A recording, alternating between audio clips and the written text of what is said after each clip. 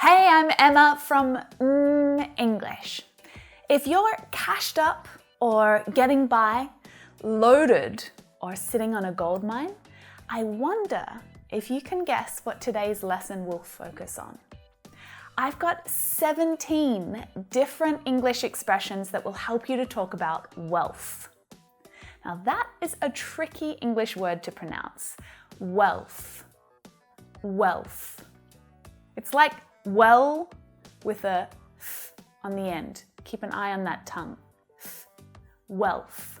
Wealth is an abundance of valuable things, including, but not only including, money. And conversations about money can be awkward and uncomfortable, but they don't have to be.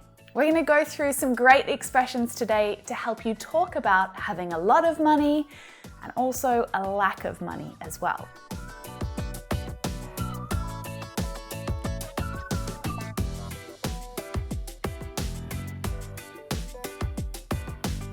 All the phrases I'm sharing today are used in conversational English. You'll hear them spoken often, and you'll read them often in books or in articles about money and wealth and finances. And an awesome way to hear natural expressions as they're used in context is to listen to audiobooks on Audible.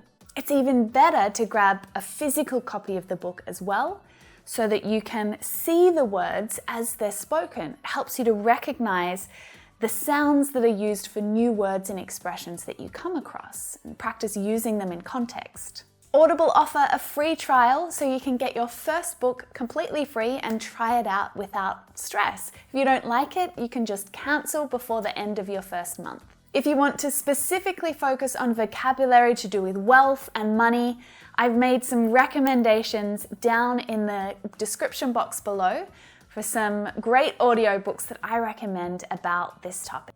You might have noticed, but there are so many different expressions that we use to talk about money and wealth in English. And they can vary quite a bit between countries. We use lots of slang and informal expressions, lots of idioms as well. So we're going to get started today with some expressions for wealth when someone has a lot of money. And a lot of these expressions are really useful when talking about other people's wealth, because we don't really talk about our own wealth very often, right? It's not really a good idea to talk about your own wealth in English. It sounds kind of pretentious or rude, but we love talking about other people's wealth, just not our own. Is that the same in your country as well? Do people talk about how much money they earn or how wealthy they are openly or not? I'm sure you already know that in English, when people have lots of money, we say that they are rich, right? It's really, really common to say that someone is rich. But saying that they're rich or saying that they have a lot of money can sound a little rude or a little crass, maybe even jealous. So a more polite, more acceptable way of saying that someone has a lot of money is to say that they're well off, well off, well off. So can you hear, when I say that quickly, the link between the O in well and the O in off? Well off, well off. So this is like an indirect way of saying that someone is doing well financially. From the way that Paula's talking about her new boyfriend, it sounds like he's pretty well off. If you're speaking more informally, then you can explain that someone has a lot of money by saying they're loaded. They're loaded. Now, this is definitely slang. It's more casual and informal, and it's usually used only in spoken English. Our new neighbors have 3 luxury cars parked in their driveway. They must be loaded. As soon as I get my tax return, I'll be loaded. I hope. So this is quite informal slang, to be filthy rich, which is exactly what it sounds like. To be so rich that it's just absurd. It's a ridiculous amount of wealth, so much wealth. Now, it's not the most polite expression to say to someone's face, okay? But if you want to say that someone has an insane amount of money, then you can definitely say that they're filthy rich.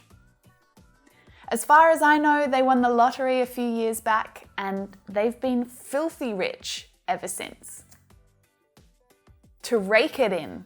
This expression is less about how much money someone has and instead about how much money someone is making or taking in at that time. So someone who is making a lot of money is raking it in.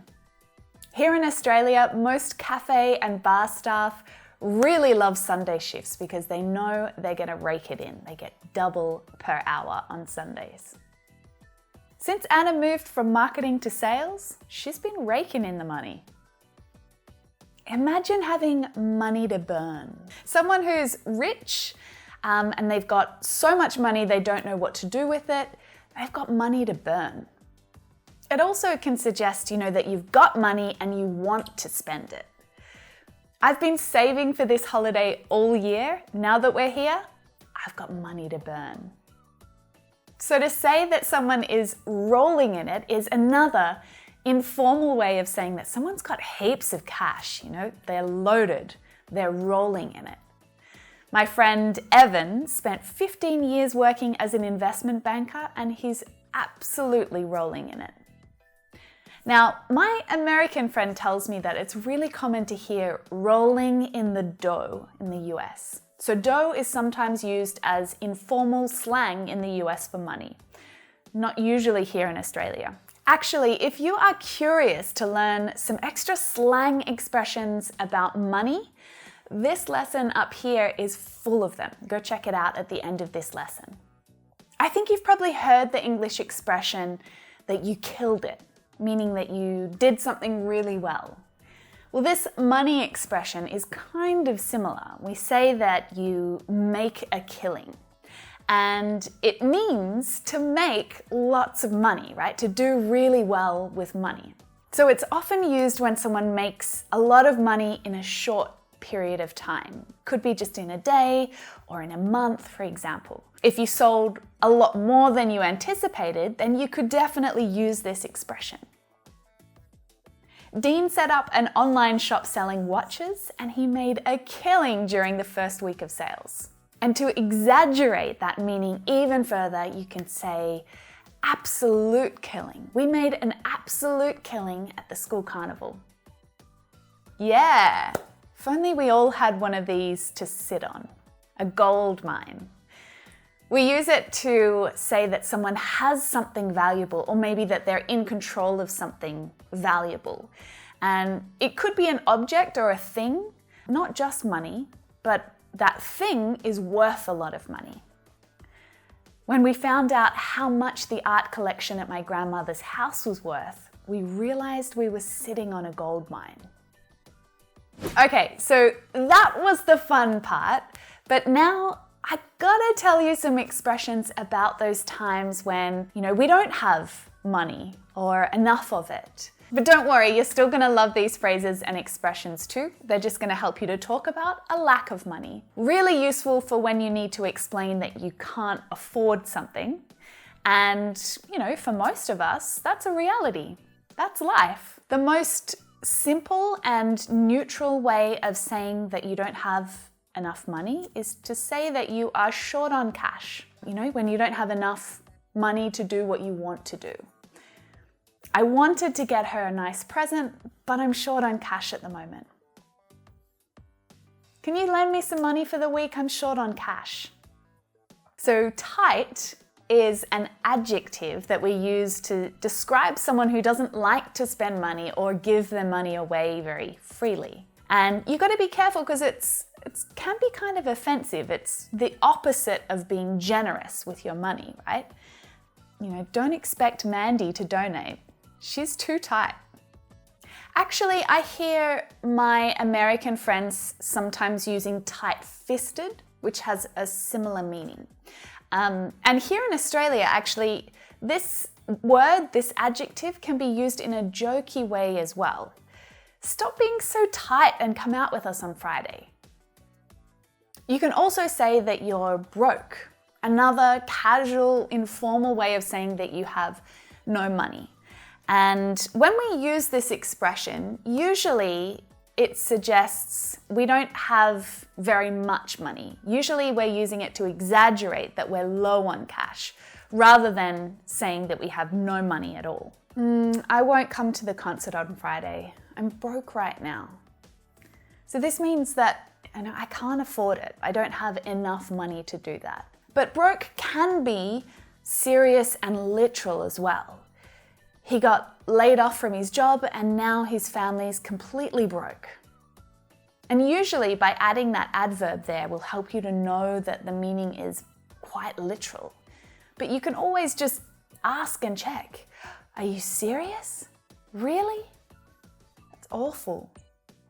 When you have just enough money to survive, you've got to work really hard to get that money and you don't have anything left over at the end, you don't have any savings, then you're just scraping by.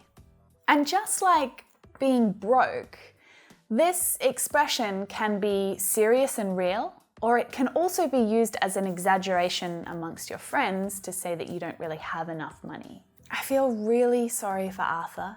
Since he lost his job in August, I know that he's just been scraping by. And you can express this same idea with this idiom, to live hand to mouth. Living hand to mouth means that you just have enough money to survive. So it's a really unfortunate position to be in for anyone. And where scraping by can be used a little more informally when you're low on money, living hand to mouth is almost always serious, really. It's quite literal. Many single parent families in this area are living hand to mouth. In the last part of this lesson, I've got 4 bonus idioms for you to learn and practice with me. They're idioms that didn't really fit into the previous categories. They're just ones for those of you who stayed around until the end. They're not specifically about having or not having money, but they are really useful, common phrases and expressions about money. The first one is to break the bank. And it's used to say that something costs too much, or you use all your money for something. This car is second-hand, it won't break the bank. A boat will be fun in summer, but I'm almost certain it will break the bank. To foot the bill? It's a weird expression, but it's used to talk about paying for something. When you hear foot the bill, it really just means pay the bill. But usually it's when the person paying feels like they shouldn't be doing it. This idiom is almost like a bit of a complaint. When those customers left without paying, it was the poor waiter who was left to foot the bill for their meal. In many cultures, the family of the bride foots the bill for the wedding. So in both of these examples, by using this expression, it suggests that the outcome is a little unfair. I wonder if you'll all agree with the meaning of this expression when I explain it. It's used to suggest that people with money often have more power. So money, in most places in the world, gives people power and influence, right? Well, this expression suggests that, there's unfairness or inequity there. If you have more money, you're more likely to get what you want, and you're privileged by your wealth. So the expression money talks suggests corruption or bribery of some kind, though not necessarily always as serious as that. But you will hear this expression come up talking about politics and situations where the rules and the laws reflect the opinions of people who have lots of money. Or maybe it's easier for them to avoid following the rules because they've got lots of money. Unfortunately, in our town, money talks. The wealthiest people who live here are the ones who make all the decisions. And lastly, you may have heard of this one, or maybe there's a version of it in your own language. So make sure you share it down in the comments with me if you do. So of course, we use money to buy things, right? But we can't buy happiness. This expression is often used to counter the argument that money can get you everything that you want. It suggests that just because you have money doesn't mean that you're happy. So this expression is often used to comment or reflect on the things that matter most in life. What do you think? Can money buy happiness? And if not, what does get you more happiness? So that was 17 new money and wealth expressions for you. I'm really curious to know which one of these English expressions best applies to you and your situation in life right now. Are you rolling in it? Are you just scraping by? Let me know down in the comments below. I hope that you've got to learn a few new expressions today and that you were reminded of some other ways to talk about wealth in English. And you learned how to pronounce wealth, right? Keep practicing with me right here in these lessons. I will see you in there.